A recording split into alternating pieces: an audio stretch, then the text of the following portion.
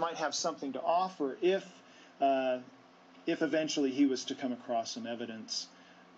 Eventually, he was able to get some metal samples that were from some of the steel beams from one of the towers, and we studied those. I cut up some of those steel samples and polished them to see what we would find in the steel. Some of the pieces that he acquired at the time had some corrosion. They'd obviously gone through some melting, and we thought that those might be significant. So we actually were looking, and I was going in that direction. That's sort of my expertise, solid state reactions, and that's not quite solid state necessarily, but that's certainly in the realm of my expertise. So that's the direction that I wanted to go, was to look at these materials, study the phases, and maybe see what temperatures that these phases would have to, or the temperatures that the steel would have to get to create these phases. Study of the metal samples turned up different phases. I did obviously see the steel phase and iron oxide phases. We did find an iron sulfide phase as well as an iron silicate phase. Looking at all the phases, I came to the conclusion that in order to create these phases, we'd have to reach a minimum of about 1100 degrees C. Obviously, it required polishing these pieces of steel, and then putting them in the electron microscope to find, and using X-ray analysis to find the chemistry. I used diffraction to determine the phase or the structure of the phases along with the chemistry. And in that way we were able to determine the phases that were in the steel, or in these pieces of steel that had been corroded or melted, whatever the process they had gone through. That's what we were trying to determine by looking at the phases. Obviously, the question of how do you get to 1100 degrees C is significant, because you don't get to those temperatures with scattered office or even jet fuel fed office fires. You get to maybe half that temperature. I guess what makes these findings significant is well, it's sort of the manner in which we found them, the way that the morphology, in other words, of the grains of these phases. You don't get these phases with an oxyacetylene torch or whatever torch you use to cut the steel. You don't get these phases existing together the way that we found them. We did find small amounts of aluminum in some of the specimens.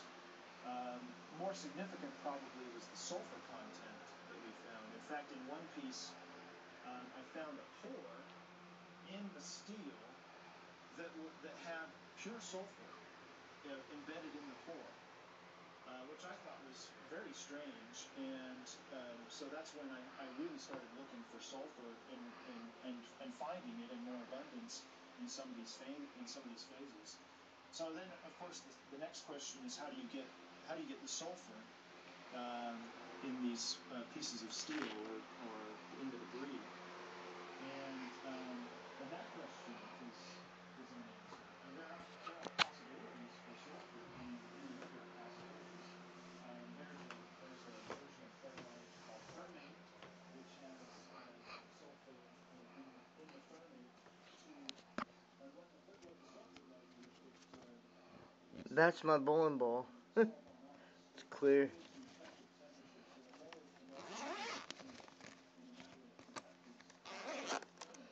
It's my spare ball.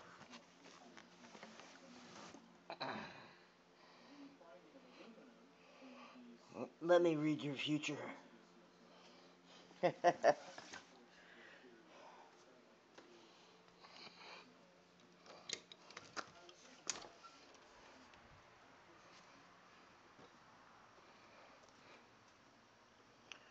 So if you go to plantain, you want to use a shallow tray. There's some mums. Oh, look at the sky. You can't see it. Well, I came out here to look at the full moon, which is right there. I guess, hey, how you doing? You gonna run away if I take you out in front?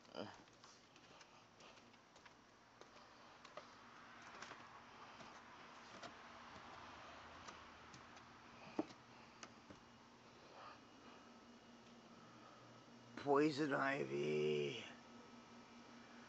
Poison ivy! Yes, it is. That'd be the neighbor's house. Yeah, we got something. Where's the dog? No, no, dog ain't coming out. Alright.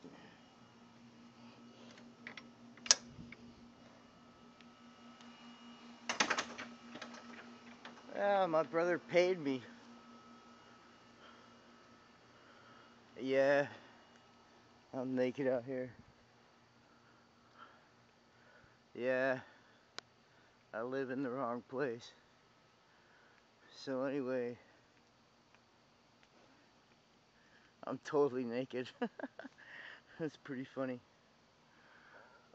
Oh, what do you do? What do you do? Well, you can see the full moon right there.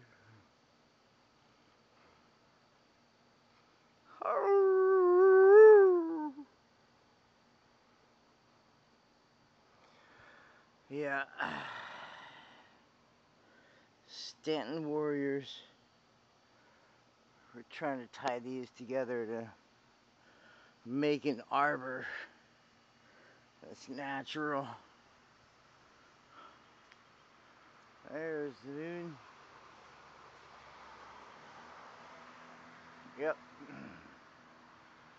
Gonna let my hair down and turn into a werewolf and go drive around on the golf course.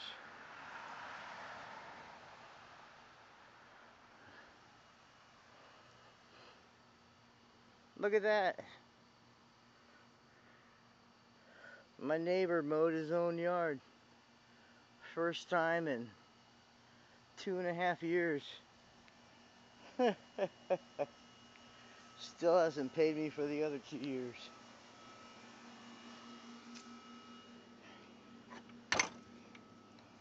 Hey, good looking dog. Hey, handsome prince. Wait, don't run away. Look at this. Oh, I took off his collar. That's a lot of thick fur. Right there, yes it is. Feels really good. Funny thing is that Scarf likes to wear the collar. Yes, he does. And he looks kind of nervous sometimes when he's not wearing the collar.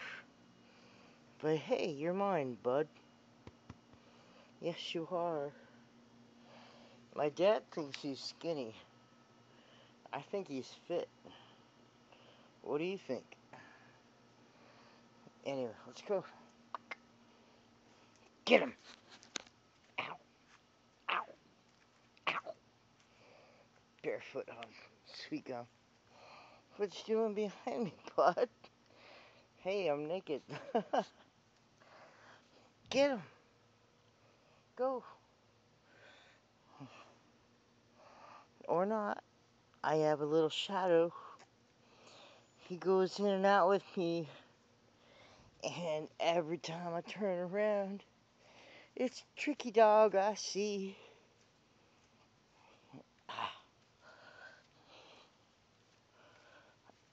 Alright. And that's my big giant outdoor happiness. There's my deflated bag.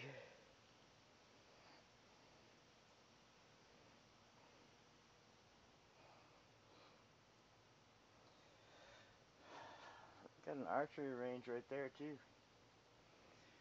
but that's all BS right now.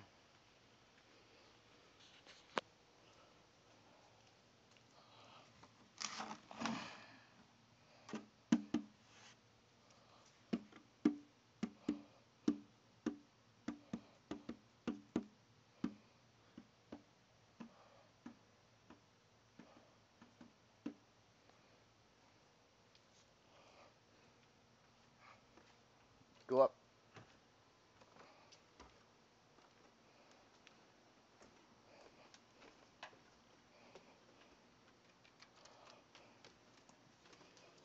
Cause he's a smart dog. Smart dog.